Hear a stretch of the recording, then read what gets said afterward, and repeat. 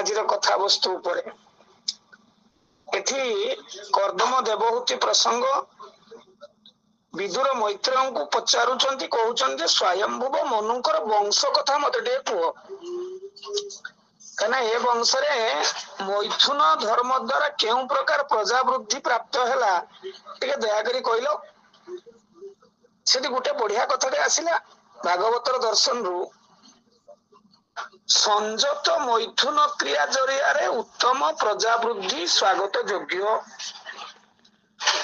द्वितीय कथाटी है स्वयंभुव मनुकर दुईटी पुओ प्रियव्रत उत्तान पाद ये जो एमाने दुई जन पुण्य कीर्ति मंत पुओ थिले सेमाने धर्म नीति अनुजाई सप्तदीपवती मोही को शासन करथुले एक कथा जानिबा।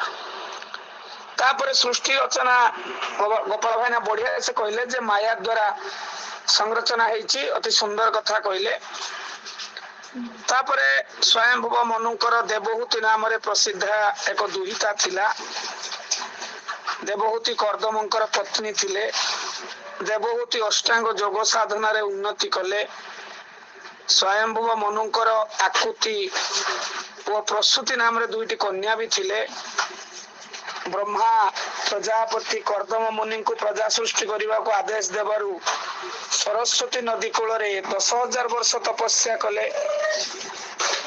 जेते बेले कर्दम मुनि समाधि युक्त हेले भक्ति जगरे हरि को आराधना कले एठी आसिला मुख्य दर्शन ए अध्याय दर्शन भागवतीय दर्शन एठू आरंभ हुए। ये कौन दर्शन अच्छी जदि आम देखा ताले हमको बुझा पड़ो भक्त जेते बेले भगवान को नित्य शाश्वत रूप को प्रकृत रे शाश्वत रूप को प्रकृत रे दर्शन करे सेते बेले बुझा पड़ो से सर्वोत्तम जोग सिद्धि प्राप्त है।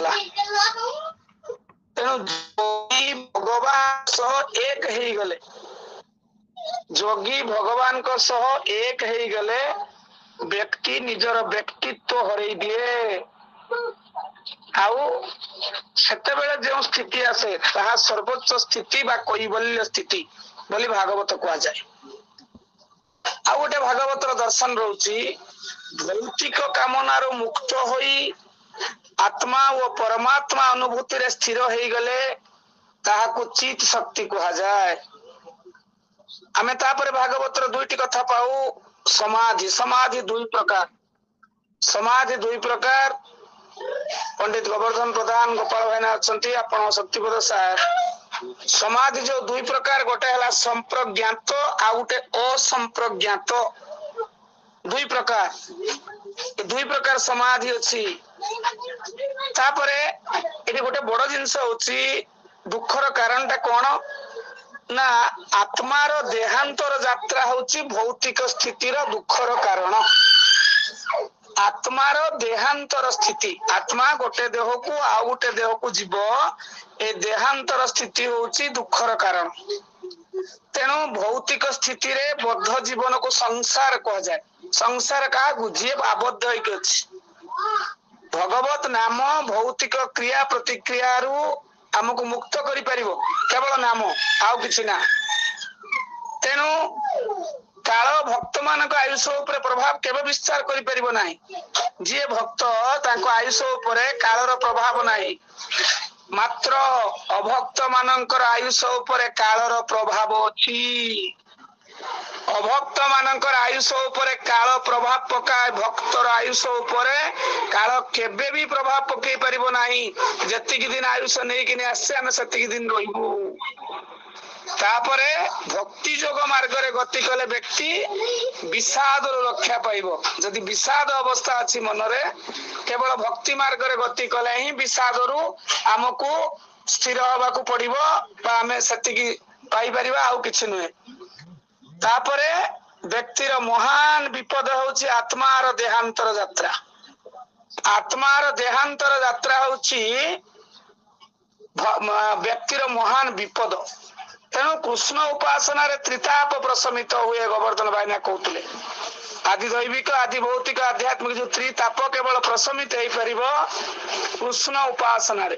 तेणु व्यक्ति भौतिक जगत रे उपभोग प्रति वितृष्ण नहेले से मुक्ति प्रार्थना करि परिबो नाही, केबे भी नुहे। तेणु एई बळी भाबरे बहुत बढ़िया कथा गुड़िक ए अध्याय रे सुंदर भाबरे साधारणतः ए अध्यायटी पतंजलि जोगसूत्र आउ अष्टांग योग उपरे साधारणतः पर्यायभुक्त। तेणु कृष्ण चेतना रे अधिष्ठित कर्दम मुनि ये जो कथा बेस सुंदर भाव दुई प्रवक्ता कहते, मुझे अधिक चर्बित चर्पण करी ना, मत सुजोग देथिबार मु कृतज्ञ। जय जगन्नाथ।